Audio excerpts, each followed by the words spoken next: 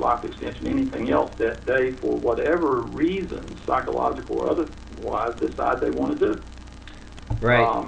That's that brings to mind one thing that you mentioned that. Let's move on to this theme here, where you have said you have projected, prognosticated that there will be a lot of religious people coming into the life extension movement relatively soon. And right now, the topic you're talking about, it brought to mind that there is going to be this remaining conflict between atheists and agnostics who demand, double-blind placebo studies to verify anything, and they rely on the scientific method. Whereas if a large group of religious-minded people are coming into the movement, the life extension movement, they're going to bring with them the faith. And I can see that continually being something that's going to be friction. That the people who started in life extension and chronics are going to say, you know what, if we're going to do this, we have to prove it via science. Whereas a lot of religious people may, just take things on faith, to use just to use a little phrase there, take things on faith. And I was just thinking that would be one of the major disagreements if we do see a lot of religious people coming into the movement relatively soon. Could you comment on that at all? Just as an aside, I won't go into it now, but the whole Mormon transhumanist movement might be something interesting to talk about before we finish, because I think that might provide kind of a precursor to. Yes, I was rather surprised. I did see there was. Let me go back Mormon. directly to your question. First of all, I do think that traditional or conservative, we'll just pick on Christianity here, traditional or conservative Christians will come into the life extension movement. But I'm not sure I said soon, and I'm not sure I said many. I think it'll be a significant number. I don't know how many, and I don't know how soon it will occur. But I think that depends on how the science develops and so on. But really here what we need is some social science data, and we just need some surveys out there that could help answer these questions. I mean, I'm over here sort of predicting, right? You are making a bold prediction. That's right. Based on my long associations and study of the Christian religion. But I've got a sociologist friend who I'm trying to get to do some surveys on this, and that would help to answer this question. Marketing, surveys, getting in terms of just in terms of getting some data on this. But your question about, let's assume many religious folk do come in and bring in their aversion to science. I don't think that's going to be a real hindrance in that they're not probably going to get their fingers involved in the science of it all. That's going to be left to the scientists. What the religious folk are going to be interested in are the therapies, and who are going to support this are going to be interested in the therapies and the technologies that are the end result of the science.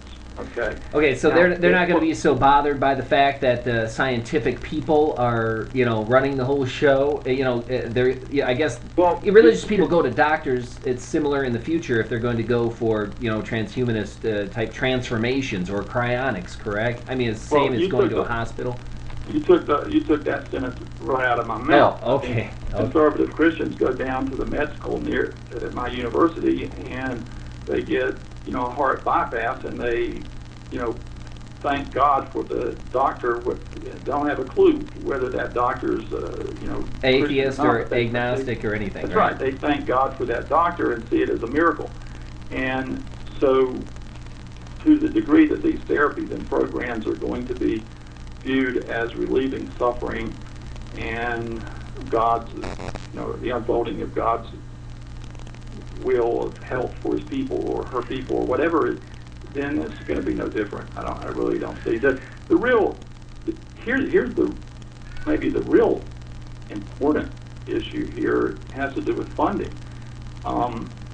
The question is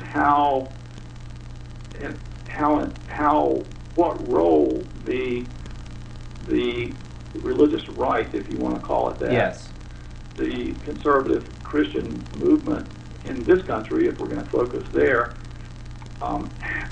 what role it's going to play in the funding, in possible government funding of this research as it unfolds. And I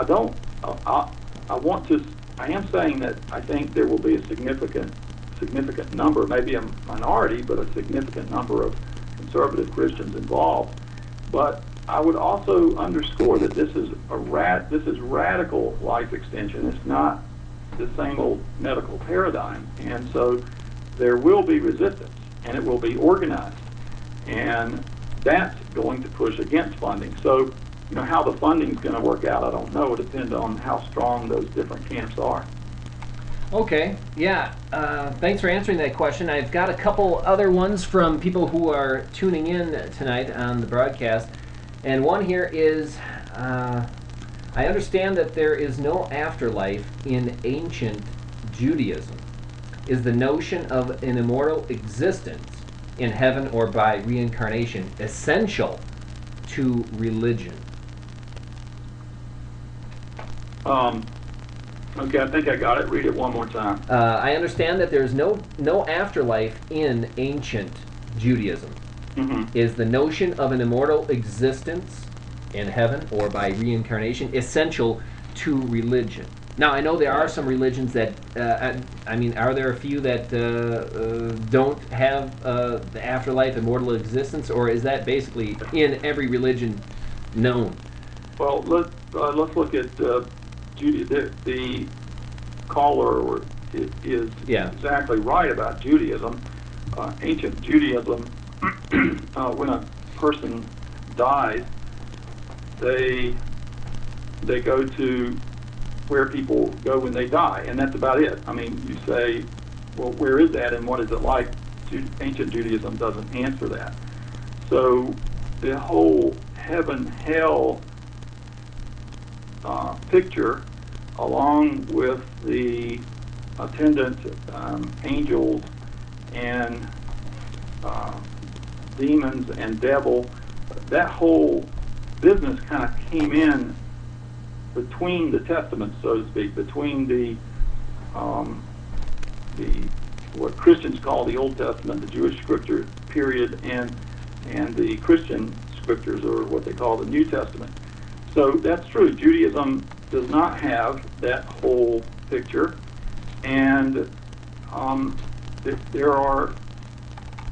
If you look at Christianity, we've focused on conservative Christians because that's what most people who are not involved in religion, that's what they know about Christianity, because it's just what the media presents. But there's plenty of more liberal, progressive thinking, theological Christians who the whole business of an afterlife wouldn't be a part of what they focus on either. Now, Judaism is a religion that focuses more on this world, and the liberal tradition of Christianity would be a version of the religion that would also be much more this worldly, focused on present concerns and issues rather than some future heavenly afterlife situation. Or reincarnation. Yeah. Okay. And so they do exist. There are some religions out there that you would say don't rely so heavily on that's not the most key aspect of their religion is an immortal afterlife. And I would think that that type of you would think they would be a perfect fit for transhumanism and immortalism. Okay, well that comment is a good segue into taking a look at, say, the liberal or the progressive side of Christianity. Now, when you look at that, which is that, then